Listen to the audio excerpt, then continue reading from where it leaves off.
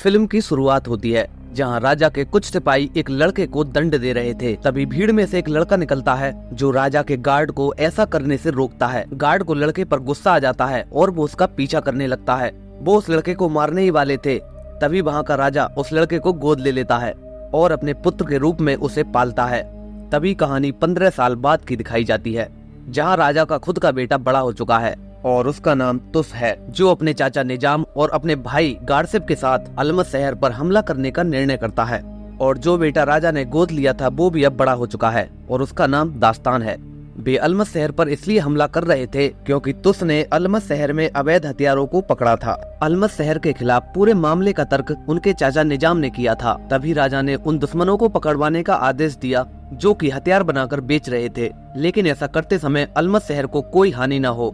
लेकिन निजाम ने अलमस शहर पर हमला करने को कहा, लेकिन राजा ये सब नहीं चाहता था। अपने चाचा की बात से सहमत होकर तो उसने अलमस शहर पर हमला करने का आदेश दे दिया, जहां उनका भाई गार्ड से मुख्य द्वार पर हमला करता है। दूसरी तरफ दास्तान शहर की दूसरी ओर से शहर में घुस जाते हैं और उसके शहर के लोगों को बिना कोई नुकसान पहुंचाए आगे बढ़ता रहता है। कुछ देर लड़ाई करने के बाद दास्तान उस गेट के पूर्वी द्वार पर पहुंच जाता है और उसे खोलने में सफल हो जाता है। द्वार खुलते ही तुस के साथ सारी फौज उस द्वार की तरफ बढ़ने लगती है और पूरी सेना के साथ तुस और निजाम उस शहर में घुस जाते हैं। अलमस शहर की राजकुमारी तमीना को पता चल चुका था कि उसके शहर में हमला हो गया है, जहां वे एक द्वार को खोलती हैं और उसमें से एक खंजर को निकालती हैं और उसे एक अपने सिपाही को देती हैं ताकि वो उसकी रक्षा कर सके। लेकिन बाहर आते समय दास्तान उस सिपाही को रोक लेता है और उन दोनों के बीच घमासान लड़ाई होने लगती है और आखिर में दास्तान उससे वो खंजर छीन लेता है। फिर राजकुमारी तमीना को तुस के द्वारा गिरफ्तार कर लिया जाता है और वो राजकुमारी तमीना से अपनी शादी का प्रस्ताव रखता है, लेकिन राजकुमारी तमीना उससे शादी करने की बजाय मरना पसंद करती हैं। लेकिन दास्तान की अंटी में खंजर देखते ही वो अपना मन बदल देती हैं और तुस के साथ एक वादा करती हैं कि अगर वो अलमस शहर के लोगों के साथ दया से पेश आए तो वह उससे शादी करेंगी। तभी राजा के कानों में खबर पड़ती है कि उनके बेटों ने अलमस शहर पर कब्जा कर लिया है, जबकि ऐसा करने की राजा ने अनुमति नहीं दी थी। इसीलिए राजा तुस से कहते हैं कि वो राजा बनने के लिए अभी तैयार नहीं है। तभी तुस राजा से कहते हैं कि जब तक वो राजा बनने के लिए तैयार नहीं हो जाते तब तक वे इस शहर में दोबारा नहीं लौटेंगे और तुस वहाँ से चले जाते हैं। रास्ते में तुस को दास्तान मिलता है और वो उसे अलमस शहर के शाही कपड़े को राजा को उपहार में देने के लिए कहते हैं और राजा से तमीना और तुस की शादी का प्रस्ताव रखने के लिए भी कहते हैं। अगर राजा इस शादी से नामंजूर होते हैं तो वो दास्तान से तमीना को मारने के लिए कहता है। राजा दास्तान को अपने सगे बेटे से भी बढ़कर मानते थे, इसीलिए उसके दिए हुए उपहार को वो तुरंत पहन लेते हैं। तभी दास्तान तमीना और तुस की शादी का प्रस्ताव राजा के सामने रखता है। राजा कहता है कि तुस के पास पहले से ही कई सारी पत्नियां हैं, इसीलिए वो तमीना की शादी दास्तान के साथ तय कर देते हैं। तभी उस कपड़े को पहनते ही राजा के शरीर में जलन होने लगती है। राजा तड़प कर नीचे गिरने लगता है क्योंकि उन कपड़ों में जहर था। तभी दास्तान को दोषी ठहराया जाता है कि दास्तान ने राजा को मारने की कोशिश की है। दास्तान का पालन करने वाले चाचा निजाम उसे पकड़ने का आदेश देते हैं, जहां दास्तान को उन लोगों से भागना पड़ता है और तमीना दास्तान की भागने में मदद करती है, जहां वे दोनों एक घोड़े पर सवार होकर वहां से भागने में सफल हो जाते हैं। लेकिन तमीना दास्तान के साथ इसलिए भागी थी ताकि वो उस खंजर को चुरा सके और वो खंजर पाने के लिए दास्तान पर हमला करती है। लेकिन दास्तान अचानक से उस छुरी का बटन दबा देता है, जिससे समय 1 मिनट पीछे हट जाता है और दास्तान को ये भी पता लग जाता है कि वो उस चाकू की मदद से समय में 1 मिनट पीछे जा सकता है। लेकिन सामने वाले को इस बात का पता नहीं लगता है और ऐसे करके वो छुरी की सारी रेत खत्म कर देता है। वो रेत खत्म होने के बाद छुरी किसी काम की नहीं थी। वो तमीना से उस रेत के बारे में पूछता है कि वो रेत कहाँ मिलेगी, लेकिन तमीना उसे बताने से मना करती है, जबकि एक रेत की शीशी तमीना के गले में पड़ी हुई थी। जबकि दास्तान समझ रहा था कि अलमस शहर में वो रेत छिपी हुई है और दास्तान को लग रहा था कि तुस ने अलमस शहर पर हमला उस खंजर के लिए ही किया था और वो निजाम को सही मानता है, जिन पर वो विश्वास कर सकता है। वो निजाम से मिलने के लिए राजा के अंतिम संस्कार में जाने का निर्णय लेता है।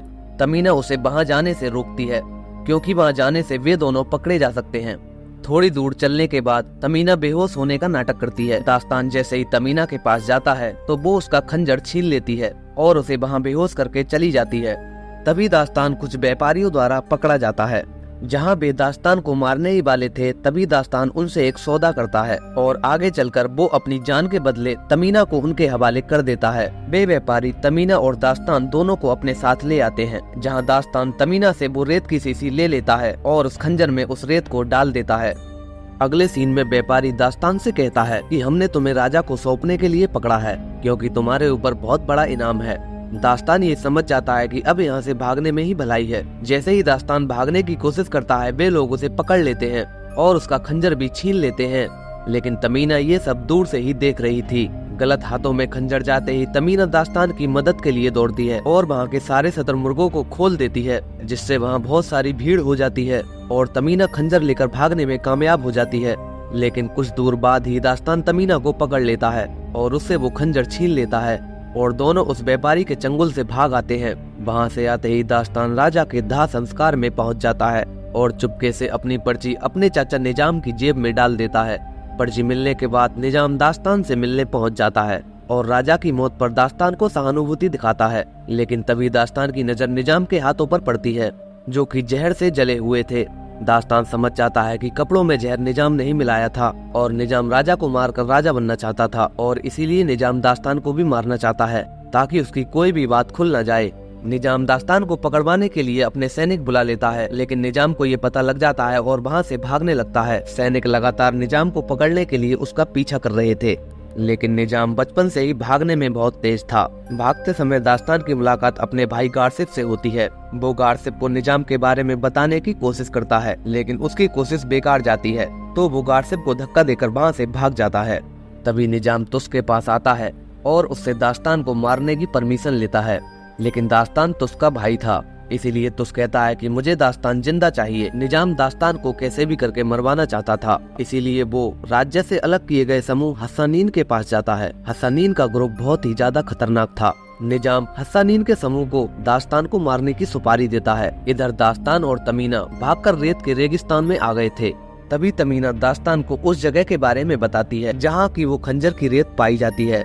वो बताती है कि मनुष्यों ने इतने पाप किए थे कि देवताओं ने उन्हें खत्म करने का निर्णय लिया था, लेकिन एक छोटी सी लड़की ने देवताओं से विनती की थी और उन्हें अपने गुस्से से रोकने के लिए मनाया था। तूफान की एक रेत थी जो महान खोखले के अंदर इकट्ठी की गई थी, जिसे आज हम समय की घड़ी कहते हैं, और उस घड़ी को केवल ये खंजर ही तोड़ सकता है और वो घड़ी अलमस शहर के नीचे छिपी है।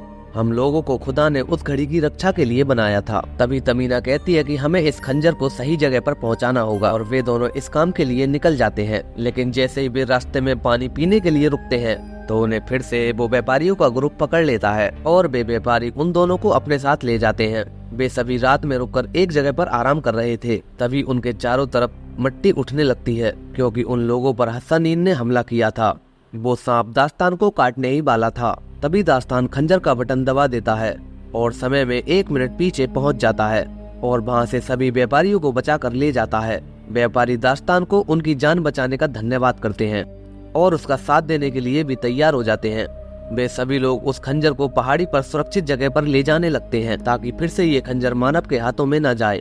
जैसे ही दास्तान और तमीना उस पहाड़ी पर पहुँचते हैं तो वहाँ पर वे बहुत सारी लाशों को देखते हैं। फिर पीछे से गारसिफ अपनी सेना के साथ आ जाता है और उनको मारने के लिए उन पर हमला करने लगता है। दास्तान गारसिफ को सारी सच्चाई बताता है कि कैसे निजाम ने राजा को मरवाया था और आपस में भाइयों को लड़ाकर खुद राजा बनना चाहता है, और वो दास्तान को इसलिए मारना चाहता है ताकि उसकी सच्चाई खुल न जाए। गारसिफ के बात समझ में आ जाती है, लेकिन तभी वहाँ पर हस्सानीन आ जाते हैं और चाकू से गारसिफ को मार देते हैं। इधर व्यापारी हस्सानीन को लड़ाई में उलझाए रखते हैं, जहाँ दास्तान और तमीना खंजर को लेकर पहाड़ी में पहुंच जाते हैं।